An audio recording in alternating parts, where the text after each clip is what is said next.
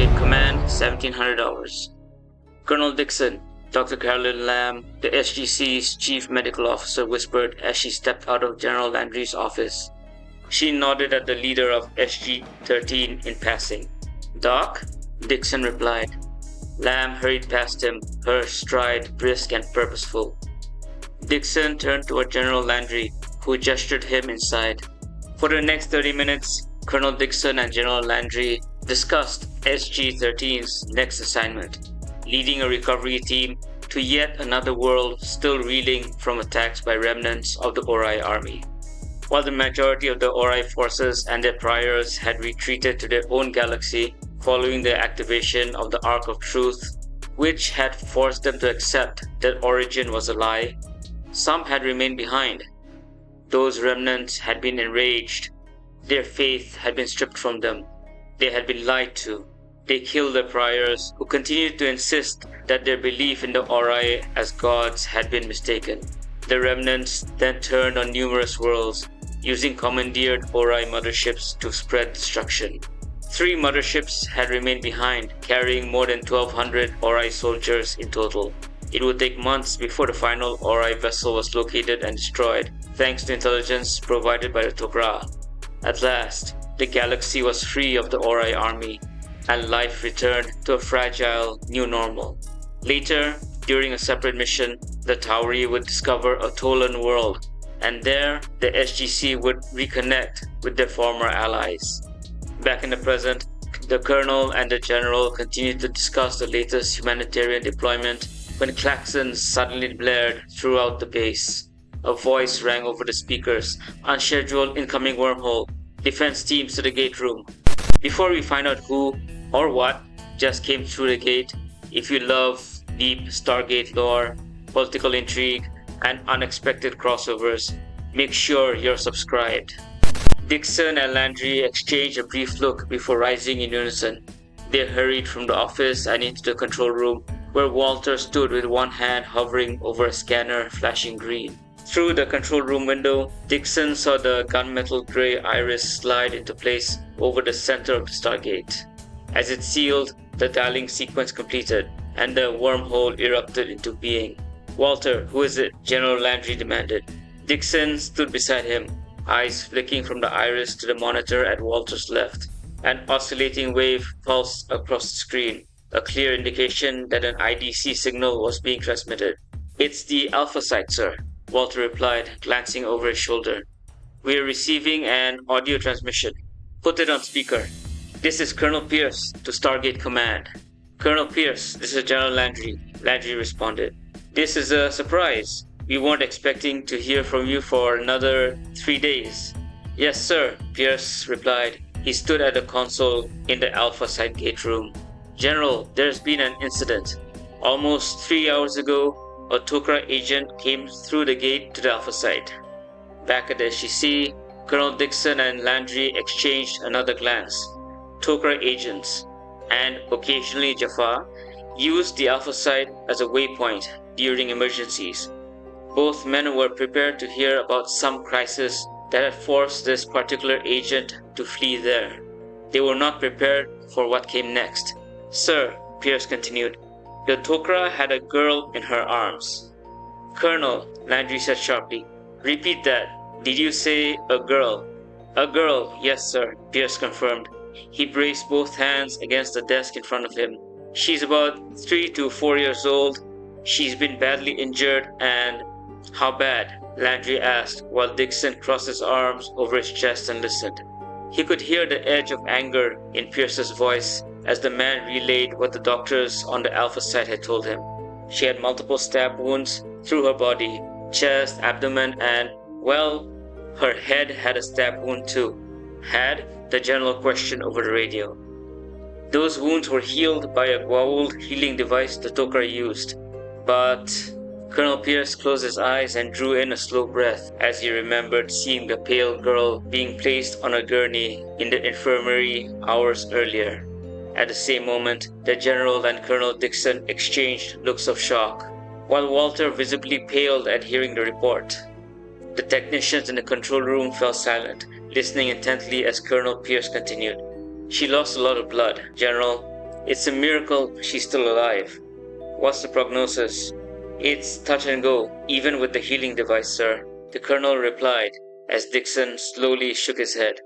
The girl is in the operating room now. The Tok'ra agent is still here at the Alpha site though. She insists she has to return to the Tok'ra homeworld. Belay that. I want both of you through the Stargate for a full debriefing, the general ordered. On the other side of the wormhole, Colonel Pierce nodded just as Talia approached him, informing him that she was ready to depart. He relayed the general's orders, telling the scowling Tok'ra that General Landry required her presence on Earth for debriefing. Talia glared at him and stated that she was already late in returning to the Tok'ra homeworld. Pierce held his ground. The girl has been badly injured. You saw her before the wounds were healed. You saw what else happened, and which I have already explained to you, Talia reminded him coolly. And now the general wishes to hear it directly from you, the colonel replied as Talia folded her arms and released an irritated breath. He wants everything firsthand. After that, you can depart from Earth immediately. A part of Talia urged her to remain longer, to ensure that the girl would survive. Yet, she knew that staying meant being closer, emotionally closer to the girl. She was already aware that a part of her wanted to remain, to linger beside the girl. But Talia could not allow herself a personal connection. She did not want one. It was something both host and symbiote agreed upon. The sooner she left the Alpha site and Earth, the better. I have done what I can, she thought. Talia lifted her gaze to Colonel Pierce, inclined her head once, and informed him that she would require immediate transport to her ship after the debriefing. General, I'll gather the girl's medical records and then we'll come through the Stargate, Colonel Pierce reported over the radio after thanking Talia for staying just a little longer. We'll be at the SGC in 10 minutes. I'll have Dr. Lam attend the briefing with us, General Landry replied. 10 minutes later, the Stargate activated once more, and General Landry ordered, Colonel Pierce, come on through.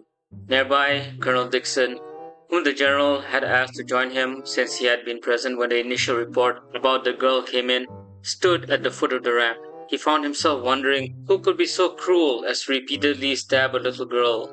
He stared at the event horizon, his thoughts drifting to his 5 sons at home. If anything happened to them...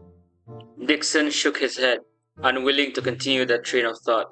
General Landry soon joined him, having just entered the gate room when Walter's voice echoed over the PA system, reminding Dr. Lam to meet the general and Dixon in the briefing room. As Landry murmured that Dr. Lam was on her way, both Pierce and the Tok'ra agent stepped through the gate. Colonel Dixon, General Landry, Pierce greeted them, then gestured toward Talia, who stood with her hands clasped behind her back, her uniform immaculate. This is Talia, one of the Tok'ras. Well, I suppose the equivalent of our special forces. Which explains the Sudan cloaking device, Dixon observed. Talia turned her head toward him and inclined it slightly. Then she closed her eyes, allowing her symbiote to take control. I am Arisa. Greetings, Colonel. Arisa spoke in a distinct, gravelly voice before turning to General Landry. And to you as well, General. On behalf of the Tok'ra Council, allow me to thank you for the use of the Sudan cloaking devices in our search for and destruction of the Goa'uld underlords. With us tied up against the Lucian alliance, I'm glad someone is going after the Goa'uld, the general replied. His gaze shifted to the files in Pierce's hands, one an oversized folder he recognized as containing x-rays, the other a standard report file. He then looked back at Pierce. How bad is this girl's condition? The device managed to stop the bleeding, but she is still very weak, Arisa answered with a solemn nod. Let's head to the briefing room, Landry directed, motioning toward the control room. The group crossed the gate room, climbed the stairs, passed through the control room, and then ascended the steel steps to the briefing room 1 floor above. There, Colonel Dixon saw Dr. Lam standing beside the table, one hand resting on its surface. General? Dr. Lam greeted with a nod. Dr. Lam, Landry acknowledged as he took his seat, then gestured toward the 2 newcomers. This is Colonel Pierce from the Alpha site. Dr. Lam offered a polite smile and nod as Pierce pulled out the leather chair opposite her. And this is Talia, one of the Tok'ra's special agents who have been hunting the Goa'uld. Greetings, Dr. Lam, Talia replied. Control of the shared body had shifted back to her during the climb. She glanced at the others before asking, "Shall we begin?" "Please," Landry invited, indicating a seat. He then turned to Dr. Lam as Colonel Pierce handed her both folders. "About 4 hours ago, Talia arrived at the Alpha site carrying a child. I had just completed a search and destroy mission," Talia explained when prompted. "I was preparing to depart when I heard a woman scream, likely the girl's mother. That was followed by the cries of 2 children. "Two?" Dixon asked, while Colonel Pierce frowned. Pierce had already heard the detailed account, and it still sickened him. Now, as Talia recounted the events at Maegor's Holdfast, he saw the same shock and anger reflected on the faces of General Landry, Dr. Lam, and Colonel Dixon. Talia described finding the girl bleeding on a bed from multiple stab wounds, the infant beaten and lying dead on the floor with its head crushed, and the woman torn in half by a mountain of a man. "Dear God," Dr. Lam whispered during a pause in the report, a moment meant to let them absorb the horror. She opened one of the files and stared at the first image. The girl's dress was torn and soaked with blood. Red stab wounds, not fully closed by the time the Teltac reached the gate, were still visible. "Her bleeding stopped?" Dr. Lam asked, looking up at Talia and then at Colonel Pierce. Both nodded. She returned her gaze to the photograph, her hands trembling. What kind of monster would inflict this much damage on an innocent child? Dr. Lam returned to Colonel Dixon and showed him the image, then studied another photograph taken from a different angle, where the stab wound to the girl's head appeared mostly healed. The healing device repaired the internal soft tissue injuries, Talia explained, noticing the sadness on Dr. Lam's face. "But I felt it best that she be brought here rather than to the Tok'ra homeworld. She is human, after all, and the life of a Tok'ra is not a life for a child." "What's her name?" Colonel Dixon asked, studying another image. Dr. Lam, meanwhile, examined an X-ray that revealed multiple scars across the girl's lungs, liver, spleen, intestines, and kidneys. She was stunned that the child had managed to survive so long with such injuries. Injuries thankfully healed by the Goa'uld device. She passed the X-ray to General Landry, who had been staring at a photograph of the bloodied girl before it made its way back to Colonel Pierce. Talia shook her head. The woman I assumed was her mother cried out 2 names. She said Aegon and Rhaenys. "Rhaenys sounds more like a girl's name," Dr. Lam murmured as she examined the healed section of the child's brain. She reminded herself to order an MRI, checking for bleeding, aneurysms, and any lingering damage the original injury might have caused. The Goa'uld device healed most wounds, but she refused to take chances. "Do you have any idea why this happened?" she asked, lifting her gaze to Talia. The Tok'ra agent shook her head. "There must have been some form of political upheaval. I was cloaked when I entered the city and moved toward one of the larger buildings near a cliff. Even then, I saw armored soldiers looting, killing, and raping." She hesitated. "I could not interfere. I had a mission to complete, to eliminate the Goa'uld underlord." "How about her family? Any idea where they are?" Dixon asked. "Other than her dead mother? None," Talia admitted. "I heard guards entering the room, so I left with the child. I cannot say if her father is still searching for her or not. I cannot say if her family is searching for her or not. I leave that up to the Tauri." "Did she see anything?" Colonel Dixon asked, looking down at the picture in his hands. "I cannot say," Talia replied. "Talia, I would like you to send us a data burst from your ship containing the location of the planet, as well as all sensor readings," the general requested. Dixon shook his head slightly before looking back at Talia, who inclined her head in agreement. She explained she needed to return to the Tok'ra homeworld for her next mission and would not be able to accompany them in any effort to locate the girl's parents. "But I must tell you," she added, "that the Stargate has somehow been blocked. We have been unable to establish a connection. Thus, the need for a ship to travel to that planet." "What else do you know?" Dr. Lam asked, lifting her gaze from the open folder in her hands, which contained the girl's medical reports. "Nothing else," Talia answered, with a small shake of her head. That girl, it is a miracle that she survived. If it wasn't for the healing device, I think she'd be dead in the ship, Dr. Lam remarked, closing the file and leaning back in her chair. According to the scans, her brain has been healed, but we'll only know if she has any deficits once she wakes up. The general knew that all their ships were currently on assignment. The Daedalus and the Apollo were stationed in Pegasus. The Sun Tzu, the Moscow, the Hammond, and the Odyssey were cloaked behind enemy lines in Lucian Alliance territory. The SGC had received intelligence that the Alliance was planning its largest shipment of Kassa to its primary production facilities on 2 worlds within the week. Their ships were waiting for those convoys. Once the shipments reached the surface of those planets, they would strike, destroying the facilities, the transports, and the unrefined Kassa.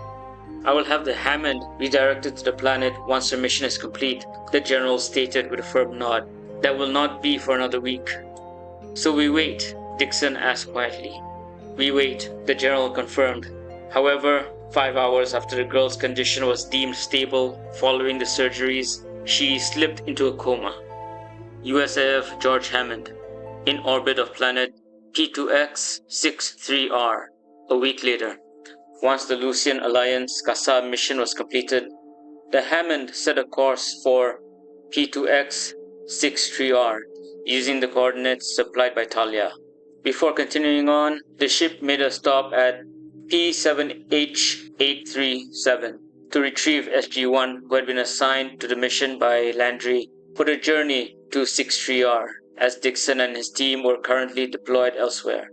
After SG-1, minus Colonel Samantha Carter, the current commander of the Hammond, was briefed on the situation on Earth. They passed through the Stargate aboard a puddle jumper, took it into orbit of P7H837, and then flew directly into the Hammond's hangar bay.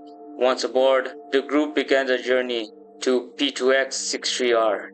So, the scanners from the Tok'ra ship weren't able to detect any life signs from orbit? Carter asked from the head of the briefing room table.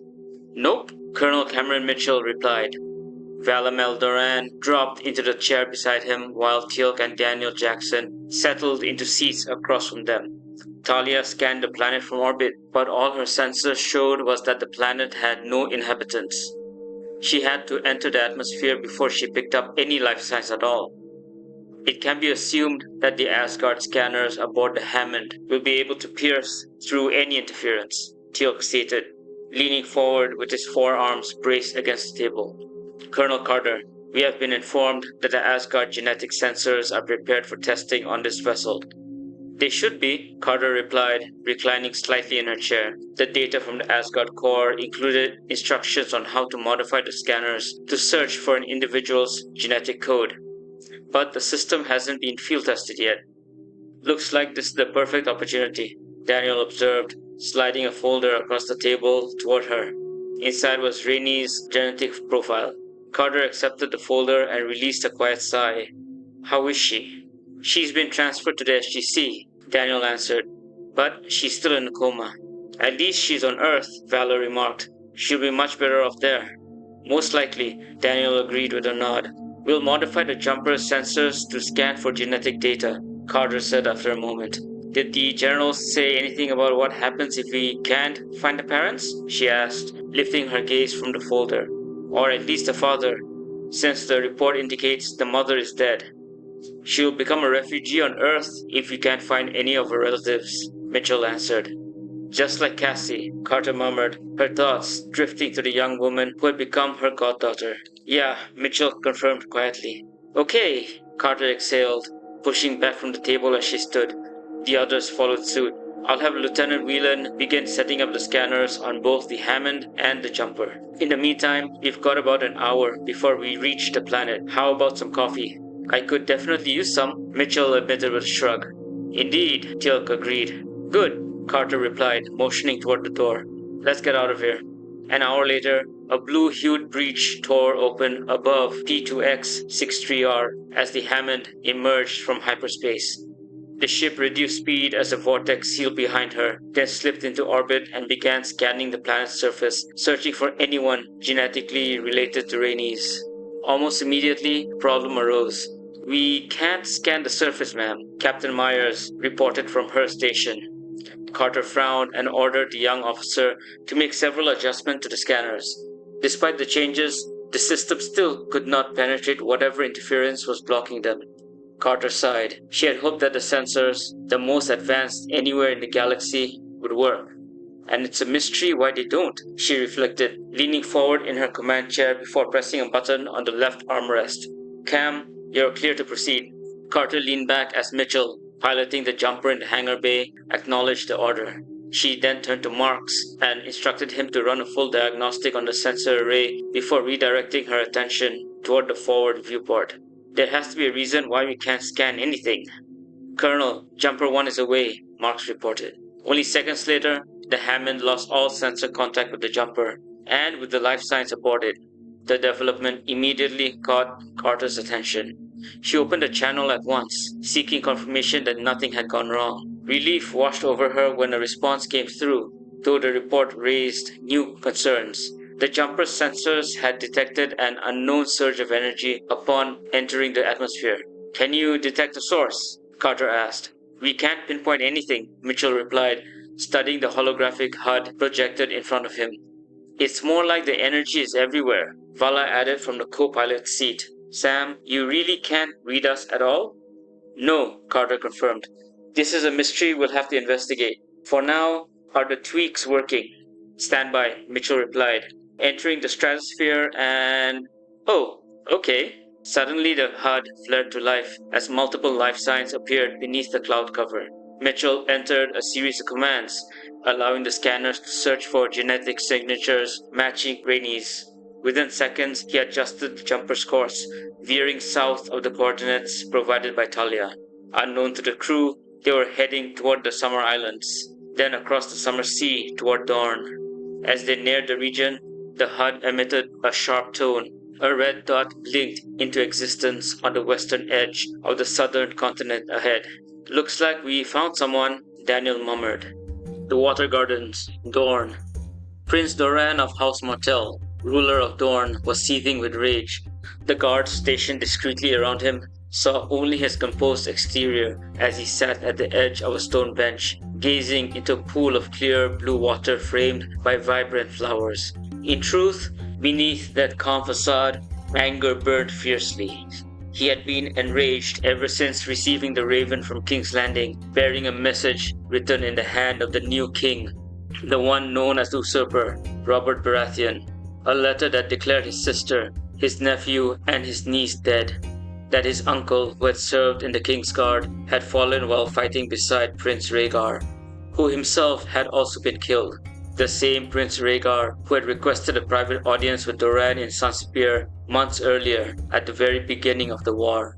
This is an insult to me and my family. This is an insult to Dorne. Doran recalled shouting at the Targaryen prince, his voice echoing through the lavishly decorated chamber. Only Doran's most trusted guards had stood watch at the doors, ensuring no one else could enter. These men, including Areo Hota, were sworn to him and would carry his secrets to their graves. Doran had closed the distance between them. Anger etched across his features. How dare you insult my sister by even proposing to marry the wolf girl?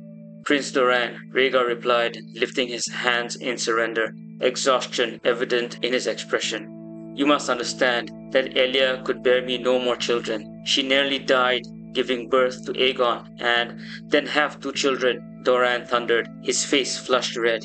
Rhaegar turned away, his arms falling limply to his sides. Why? Why did you? The dragon needs 3 heads when the long night comes, Rhaegar answered, meeting Doran's outraged gaze. You sidelined my sister because of a stupid prophecy. It is the truth. The long night is coming, Doran. Rhaegar exhaled and sank onto a silk cushion atop the couch behind him. Uncle Aemon wrote to me of strange things beyond the wall, beings with pale skin and blue eyes. He spoke of the dead. He told me of rangers returning to Castle Black in terror. Speaking of White Walkers, he told of wildlings pushing south into the Gift, claiming they fled from something. His gaze fixed on the table before him as his voice faltered. I need a 3rd child, Doran. Rhaegar lifted his eyes again, weariness etched deep into his features. I intend to supplant my father. He must be removed. A raven I received recently carried word that my father has killed Rhaegar and Brandon Stark and now seeks the head of Lyanna's brother, Eddard. That is what started the rebellion. He must be removed. It was your spiriting away of the Stark girl that caused this uprising, Doran countered, his tone calmer now as he settled onto a couch across from Rhaegar. Why did you not tell Lord Rhaegar about his daughter? Why did you not... Lyanna, Rhaegar's voice softened. When she learned of Brandon and her father's deaths, she could not comprehend it. His thoughts drifted to the Tower of Joy, to the sobbing girl he had held there. She assured me a raven had been sent to Winterfell. We were in a hurry, yet she still entrusted the sealed scroll to the Maester at Riverrun, where she would have attended Brandon Stark's betrothal ceremony to Catelyn Tully. This war should never have occurred. The letter clearly stated that I loved Lyanna, that she loved me, and that Elia consented to my taking Lyanna as a second wife. He drew a steadying breath. I would cherish our child. Doran, our child, would be the prince that was promised. He is of both fire and ice. I love Elia. She would be queen. I love Rhaenys. I love Aegon. I love Lyanna. And I will love our child. This is still an insult, Rhaegar, Doran replied quietly. Which is why I have something for you to hold, Rhaegar said. He rose and strode toward the door, stepping into the hallway. He extended his hand to one of the guards who accompanied him to Sunspear, a sentinel stationed close to Aereo. Rhaegar returned moments later, carrying an object wrapped in black and red silk. I offer this to you to hold for my Rhaenys. It represents my promise that Elia and her children will not be supplanted by Lyanna and her child. It is a long-lost artifact of my family, recently discovered by Uncle Aemon. This is... Doran murmured as he unwrapped the object, surprise tightening his voice. A sword gleamed in his hands, one he had believed lost to the world. He lifted his gaze to Rhaegar, who inhaled deeply and nodded. When Rhaenys comes of age, this sword will belong to her. It was made to be wielded by a lady, after all. Doran faltered, his eyes fixed on the weapon, and I cannot think of anyone more suitable than Rhaenys' uncles to teach her to wield it, Rhaegar added. Doran raised his head. Though anger still lingered over how his sister had been treated, he gave a slow nod of acceptance. Then Rhaegar marched to war with over 10,000 Dornish troops. All his promises were washed away in the blood of the Trident. Elia and her children were slaughtered by the mountain under Tywin Lannister's orders. Do you think Rhaegar was right about the prophecy? Or did his choices doom them all? I want your theories below. As Doran stared into the pool, he had no knowledge of Lyanna's fate. No one did. It would be months before he learned that Lyanna and her child had perished. For now, all Doran could think of was his dead sister. Halt! Doran's thoughts shattered as he looked up to see his men surrounding two strangers clad in unusual clothing. One wore a tunic over a shirt. The other wore a similar outfit and bore a golden tattoo upon his forehead. Doran rose to his feet as both men raised their hands in a gesture of peace. We are here only to speak with your leader, the lighter-skinned man stated, scanning the guards encircling them. It is important. Areo, Doran called, moving toward them. The water gardens lay empty. The people, aware of what had occurred in King's Landing, had withdrawn to allow House Martell to mourn in private. He was surprised that strangers had reached the inner grounds without warning. What is this about? My prince, Areo replied, tall and dark-skinned with his halberd in hand. His gaze flicked from the man with the golden tattoo to his shorter companion. These two appeared on the grounds without warning. With your permission, I would have the water garden searched for additional intruders. Are you in charge? The shorter man asked, directing his attention to Doran. Doran inclined his head slightly as he studied them. He did not recognize the gold tattoo adorning the taller man's forehead, though perhaps Oberyn would, having traveled far across the world. You have entered the water gardens during a period of mourning for my family. I would have Areo escort you out, but first you must declare whether others reached these grounds without... We apologize, the taller man interrupted, inclining his head. However, our need to speak with you is urgent. My name is Dr. Daniel Jackson. the shorter man said quickly. "And this is Teal'c." Teal'c dipped his head in acknowledgement. Unseen by Doran and his guards, the jumper hovered cloaked above, observing as SG-1 stood surrounded. Daniel continued, "We are here to discuss a girl by the name of Rhaenys. Infirmary, SGC, Colorado Springs, a month later." "Your hands are cold," a male voice whispered as Rhaenys walked toward a door in a white room. The Maester said," a panting woman murmured softly. Rhaenys could hear footsteps from beyond the door as the woman weakly called out, "Please, stay with me." "Here is some water," the male voice murmured, his steps retreating away from the door before he added gently, "Drink." After what felt like an eternity, Rhaenys placed her hand on the door and tried to push it open. No matter how hard she pressed, it would not budge. She closed her eyes, her bottom lip trembling as the sounds of voices drifted further away. I cannot have another child." Rhaenys opened her eyes and tried to remember whose voice had spoken, but she could not. She didn't know the voices, and as they faded further, a strange grip seized her heart, a loneliness she could not name. "You must rest and," the male voice whispered, trailing off. "Ours was a political union," the female voice whispered. Rhaenys' lip trembled as the words diminished into a faint murmur. The little girl pressed her ear to the wooden door, straining to catch the fading voices, but all that remained were unintelligible whispers. The last words she heard were prophecy, and then 3, before silence swallowed everything. Darkness began to close in as Rhaenys sank to the white marble floor, tears running freely down her cheeks. She sniffled, drawing her knees to her chest, and then the dam broke. She sobbed, the light around her dimming as a sense of immense loss consumed her. "Mother, father," she cried, knowing she had parents, but unable to recall them. Their faces, voices, scents. Nothing remained of their memory. Rhaenys' sobs shook her small frame. "Father!" She screamed in anguish as the darkness closed in, the door behind her vanishing. Once fully enveloped by darkness, a strange sound reached her ears. Beep, beep, beep, followed by breathing and a pressure building around the upper part of her left arm. Minutes later, she found herself lying on something soft. Her body was warm, though her arms remained cool, like the 3 points of coolness on her forehead. "Dr. Lam, she's waking up," a female voice called. Rhaenys slowly opened her eyes to a bright white light streaming from a tube overhead. She blinked, then shifted her gaze to another tube of light attached high above her head, followed by more of these lights. Tears were welling in her eyes. Her first thoughts were, "Where am I? What is a doctor?" The last question terrified her, and more tears spilled down her cheeks as her eyes met the concerned, brown-haired woman with brown eyes leaning over her. "Who am I?" Rhaenys whispered. If you want to see what happens when a Targaryen princess wakes up inside Stargate Command, subscribe and share this with someone who loves crossovers. To be continued.